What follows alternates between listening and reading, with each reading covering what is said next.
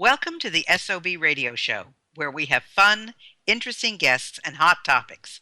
Each week, we offer insights into music, fashion, health, fitness, and humor.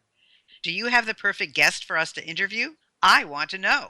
Drop me a line on our Facebook page at Spunky Old Broad 1 or reach out to me on our website at spunkyoldbroad.com. And now, back to the show.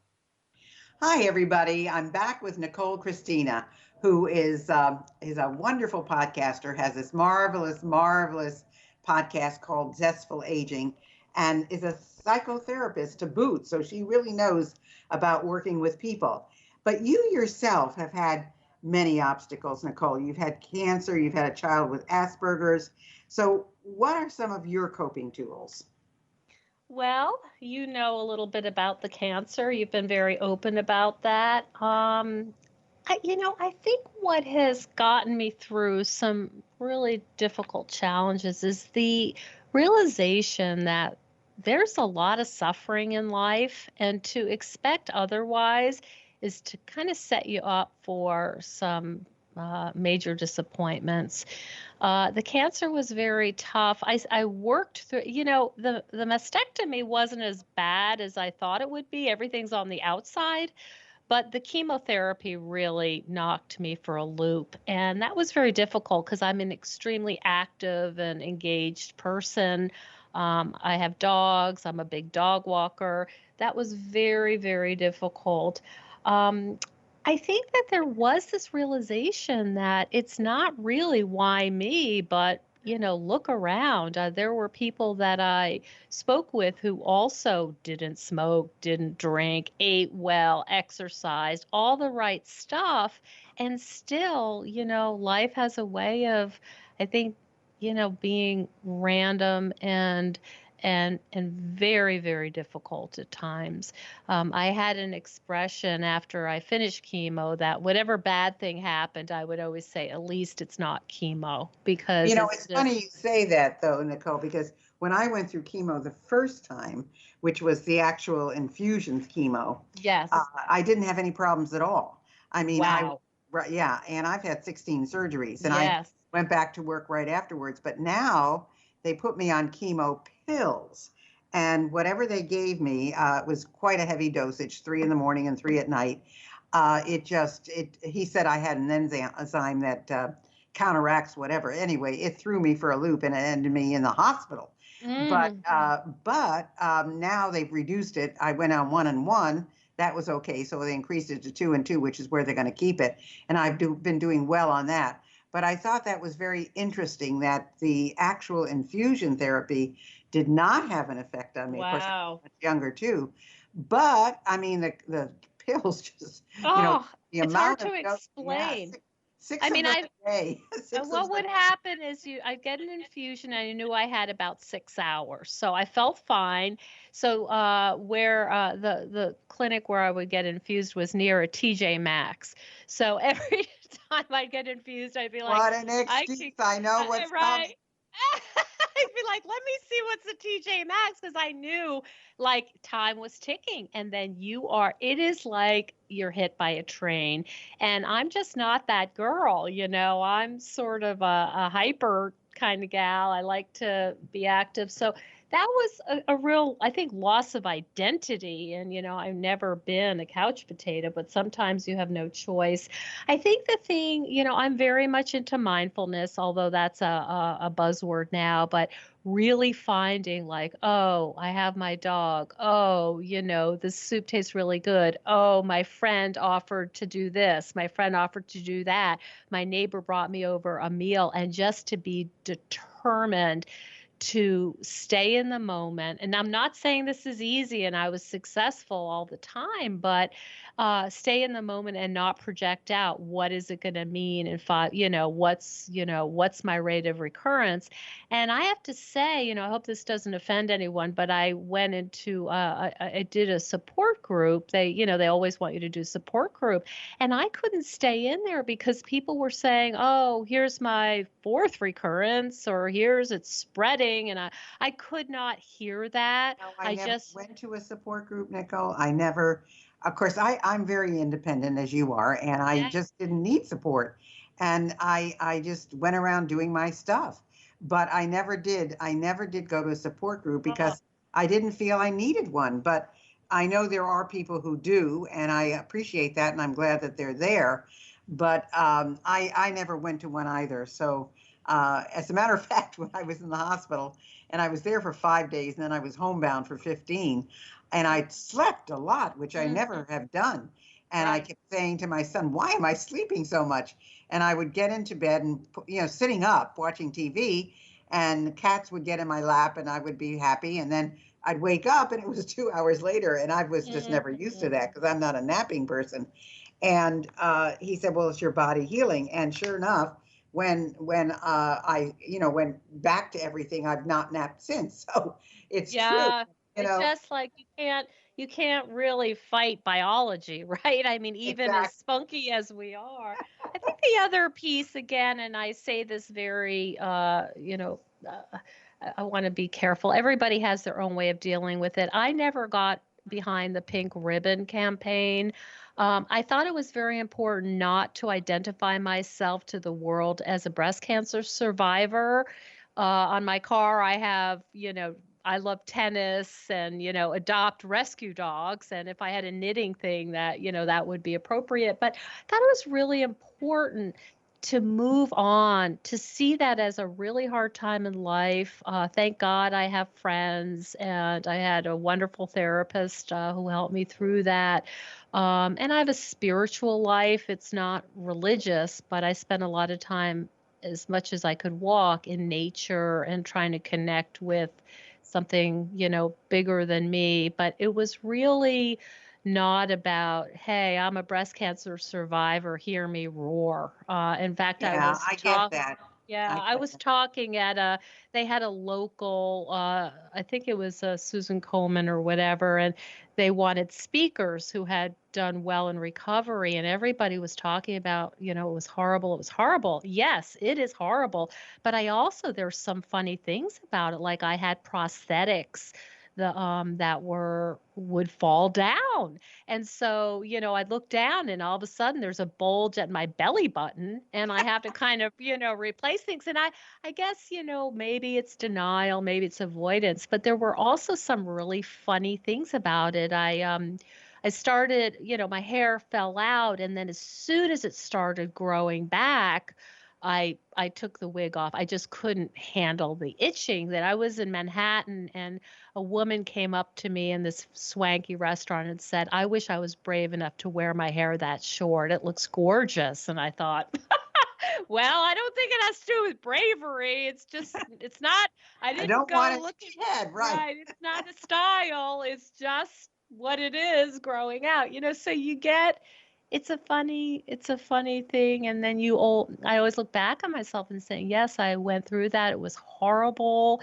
On the other hand, I don't have to wear a bra. And, are there upsides?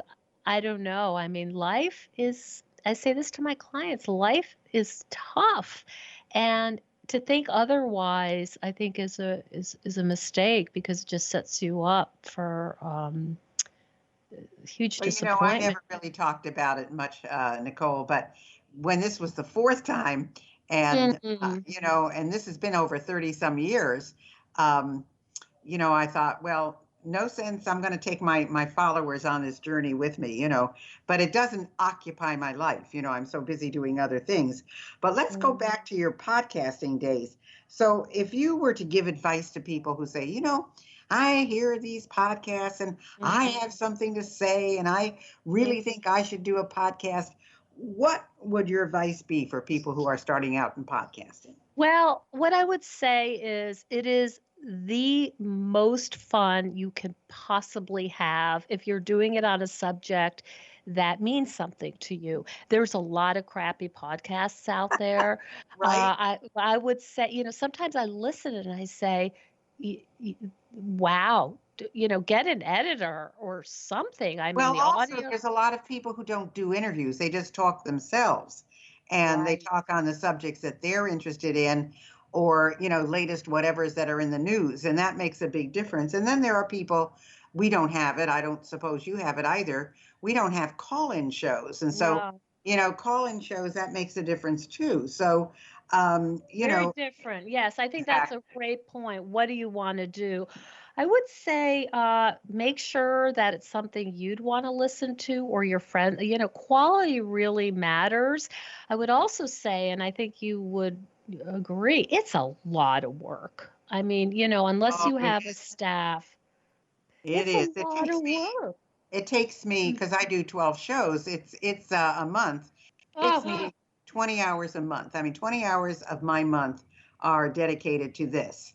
wow. And that's a lot. So yeah, you're absolutely right. It's not, and that's why a majority of the podcasts that are on air have only a very short life, because Yeah. people understand how difficult it is, and so they stop. So many of them that are on there have only been on for maybe 6 months or 3 months or whatever, and then the people stop doing them because they say, well, this is It's just too not much worth. work. Yeah, it And is. there's a new term. I just learned it. I don't know if you've heard it. It's called pod fade, which is exactly what you're talking about. It's like, hey, it's not expensive. I can go on and chit chat about what I want to do. And then it gets old because it's not, I don't know if people go into it thinking it's going to be some kind of big money maker or what they're going to, get from it. But it takes a lot of work. Now, if that's the kind of work you love, which I think maybe you and I would say, that's different. I mean, I feel like my life has been so enriched by knowing people who go or around the world paddleboarding, running, doing all their stuff, researching how to See, and it be. makes you feel like you're sloughing off when you when you hear things like that. You're saying, "What? I'm not doing half of that." And Right. I'm a big fitness person, but there's no way that I could run across. My knees are not good, so I couldn't run across Mhm. even my city. But and paddle boarding, I mean, I love the water, but I'm not about to do that as well. So yeah, I mean, That's I why think it's they're great. famous because Yeah. that's really and that's an aberration. I mean, I'm into fitness too, but I have a life, I can't I'm not retired and I fit it in, it's part of my day, but I can't go to a tennis camp for weeks and learn how to, play net better. The other thing I would say is that, and you alluded to it, is if you have an interview show, you know, interviewing is not the same as chatting. And Right. I think that it's important to learn some skills to get the most out of your guest. And one of the things I try to do is I had a supervisor once, a clinical supervisor, who always said to me, the devil's in the details. So the follow up, the follow up. So they may say, oh, that was a hard time. And then what I might say is like, how so? And so kind of knowing when to try to draw out some more, like where are the spots that are going to be really juicy. And it's a skill just like anything else, and I'm still learning. I mean, I still read books about interviewing. I'm planning on doing a talk at a podcast festival about, it's not just chit chat, it's a skill and it can be learned like anything else. Well, I totally agree with you. I mean, I think that there's a lot. Of course, you have that ability also because you do a lot of that in your practice. So, you're very good at that part of it. But, it's I think one of the things that's really key is really listening and being interested in the guest who you are interviewing. Because look, there are some that are better than others. There are people that will give you one word answers or 2 word answers. And then there are Hmm. people that give you a lot more than that. But it's all a part of the kind of the machine, so to speak. So and what you said about learning interviewing skills, I mean, that's important in everyday life. When you talk to people, to make you a good conversationalist is really, really important. And one of the ways that people think you're a great conversationalist is when you ask questions and let them give you all the answers. They think you're the best conversationalist in the world. So, It's fun. It reminds me of when I was training to be a therapist. One day I had a horrible head cold, so I had taken some medicine, and I was just like, I should have been home in bed. But anyway, so I had this session. I don't know if I said two words, and my client at the end and sort of grabbed my hands with tears in his eyes, said, "This is one of the best sessions I've ever had." And well, I there you thought, go. There's there you exactly, go. There that's you right. go. So, when you talked about knowing when to draw people out, and you talked about, when you hear something juicy to make it go a little further, are there other things to remember when you're interviewing people? Well, I'm still learning. I get excited, so I have a very bad habit, and my husband will attest to this, is I tend to interrupt, and that's a cardinal sin. So I'm working on that. I think, the less is more. That as you said, you let them go on. Now, I will say this. I don't know if you've had this experience, but earlier on in my podcasting, I didn't do a pre-interview. So what I sometimes I would get people who did these fantastic things, unique, brave, awesome, and then you get them on the interview and they're not talkers. They're not a great interview. So what I learned is just because you do something amazing doesn't necessarily mean you're good at talking about it. So now I have pre-interviews for people who I'm not sure will be great talkers. So that was kind of a little side note. But yeah, I think trying not to talk too much, and you really want to have somebody trust you. And what I've learned to do is when I'm interviewing someone, before we go on, I go through this little list. I say, listen, we're in 80 countries, so you're talking to an international audience. It's going to be edited, so you can laugh, cough, hiccup, sneeze. We'll be able to take it out. And so I kind of go through exactly what they can expect. And I find that especially for people who get interviewed a lot, everyone has a different way of doing it. And they kind of feel like, okay, all right, I got it. So they feel at ease. And then as I said before, I really am curious, and I think that comes through, and everybody likes to be asked questions about their stuff. So just like you are, you have a way of engagement that you just don't have. I have some general questions, but I don't have like questions that I rigidly speak to. If it goes off, then we go off. We don't say, I'm sorry, that's the end of that. We're on question two now. Right. You kind of, again, with this expression that I really think hits it, it's you're always sort of hovering. It's this even hovering attention, like, okay, where do I go now? Where do I go now? It's not easy. You have to listen, you have to predict. And you're doing a lot of stuff at the same time, and sometimes I'm better at it than others. If I'm tired or cranky, you can tell it's not as good of an interview. Well, it's funny. Some of the other people who are not necessarily good guests I have found are authors, because they're great at writing and they're great at putting the word down on a printed page, but they're not necessarily great at interviews, and they're not necessarily great when they don't see you, because if you're doing it audio, you don't see them, they don't see you, and sometimes it's very hard to pull things out of them that you need to pull out of them. So that's the other category that I find difficult, because they do want to promote their book, but sometimes they themselves are very dry, and it's Yeah. very hard to get what Right. you want out of them. The other one that I have found, and I don't know if, because I know you're a very good speaker and you're an expert in this, but what I have found is some people who have been, Dr. Oz people or whatever, people really kind of, out there in the big media outlets, they often have kind of a canned responses because they're like politicians. They've been asked these questions so many times that the spontaneity is gone.